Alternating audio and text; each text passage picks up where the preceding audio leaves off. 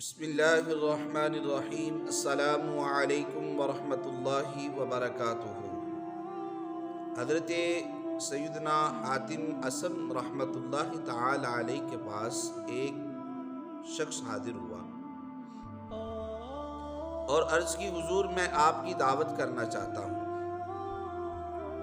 آپ نے انکار کر دیا۔ اس نے پھر اصرار کیا، آپ نے انکار کر دیا۔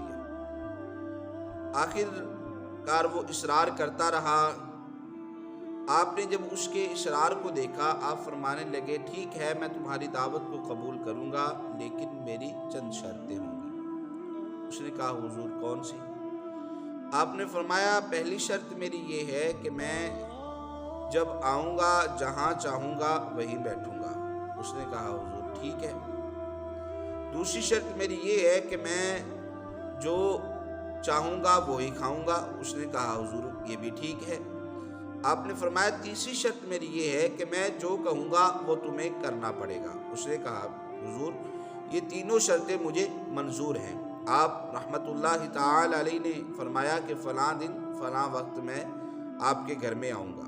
وہ چلا گیا، لوگوں کو دعوت دینے لگا کہ فلاں دن فلاں وقت میرے گھر میں اللہ کے ولی حضرت سیدنا حاتم اصم رحمت اللہ تعالی علیہ تشریف لا رہے ہیں، اور اس نے بہت وسیع دعوت طعام کا اہتمام کیا۔ لوگ بھی وقت مقررہ پہ آنے شروع ہو گئے،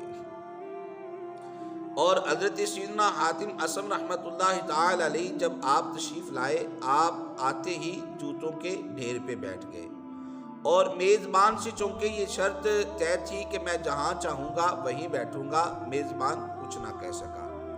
جب دعوت طعام کا وقت ہوا، لوگوں نے مرغ مسلم پہ ہاتھ صاف کرنے شروع کر دیے، لیکن یہ اللہ کے ولی حضرت سیدنا حاتم اصم رحمت اللہ تعالی علیہ اپنے خادم کو حکم فرماتے ہیں کہ جھولا لاؤ۔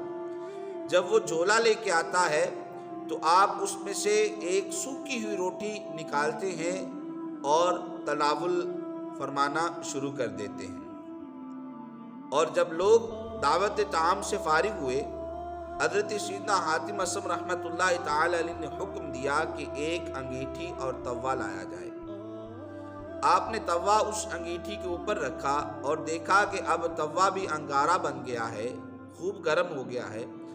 آپ رحمت اللہ تعالی علیہ اس توے کے اوپر کھڑے ہو گئے، کچھ دیر تشریف فرما رہے، پھر نیچے تشریف لے آئے اور فرمانے لگے کہ اے لوگو، آج کے یہ دعوت طعام میں نے روٹی کا سوکھا ٹکڑا کھایا ہے، اور اس کا حساب میں نے اس توے پہ کھڑے ہو کے دے دیا ہے۔